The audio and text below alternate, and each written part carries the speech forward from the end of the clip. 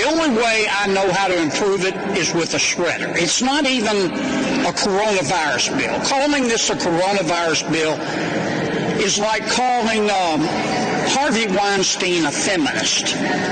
It's chock full of spending porn, billions of dollars to states and local governments that have seen their revenues go up, billions of dollars to pension programs, billions of dollars to schools with no requirement that they open.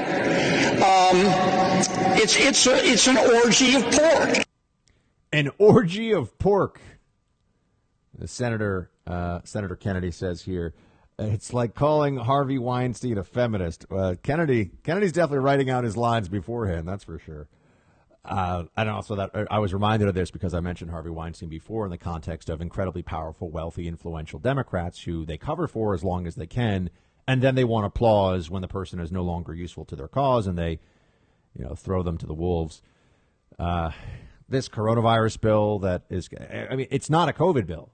It's just a Democrat spending bill, and we should come up with a better name for it. One thing where Republicans, I think, continue to fall down on, or a major shortcoming they have, is we need catchy phrases for things too. This is politics. We need shorthand. We need slogans. We need better ways of referring to some of these things, because the second you call this a COVID relief bill, you're basically playing their game. The moment you concede with that word that $1.9 trillion sounds like it's going toward helping people who have been so affected by COVID, but 9% of the actual bill does so. 9%. I mean, if it were like 60 or 70%, I'd say, it's politics. They're going to put some other stuff in there. It's basically all not COVID stuff. In fact, there's there's provisions about, additional spending for education, and most of it doesn't even happen next year. It's built in, it's layered in over years and years, tens of billions of dollars. Oh, you mean the teachers' unions want their payoffs and they want their prerogatives, and it really has nothing to do with their safety? They're so scared.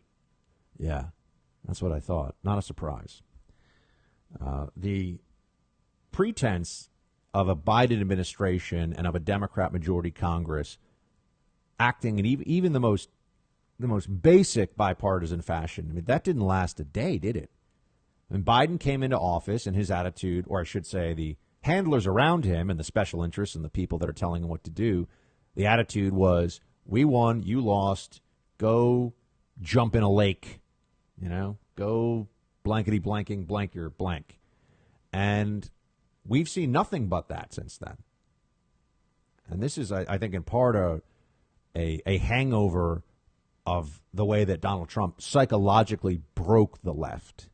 And they haven't put themselves back together. I mean, Humpty Dumpty, all the king's horses and men, can't put the Democrats' fragile emotions back together again. I mean, they're having a tough time here because Donald Trump came into office and made fun of them for 4 years for being a bunch of shrill lib lunatics.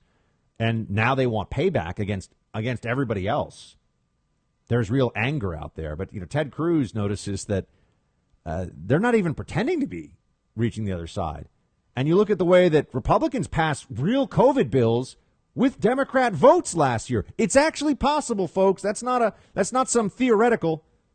Democrats are going to pass this probably without a single Republican vote in the Senate. And, who knows how the House is going to go. Play 10. We're getting ready to go through an unfortunate bit of political theater. And the reason for that is that the Democrats have made the decision to be hard partisans rather than to work together in a bipartisan manner. Last year, Congress passed 5 separate COVID relief bills. Every one of them was bipartisan. So it's not just empty words. Republicans here have demonstrated that we are ready and willing to roll up our sleeves and work together in a bipartisan manner to address COVID, to defeat this pandemic, and to get people back to work. Joe Biden and Chuck Schumer and Nancy Pelosi could have done the same. But they made a decision instead. This is not a COVID bill. 9% of this bill focuses on COVID health spending. 91% is a partisan wish list paying off the Democratic special interests that got them elected. And it's cynical. It's got Chuck Schumer's bridge to Canada. The last I checked, a bridge to Canada is not going to defeat COVID. It is not.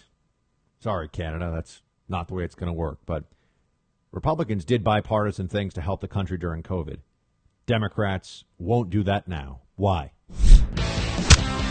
Hey, Team Buck, thank you so much for watching The First on YouTube. If you like this video, please click that little thumbs up button so then it will log as liked. And also, if you want to see more great content from The First, please click subscribe.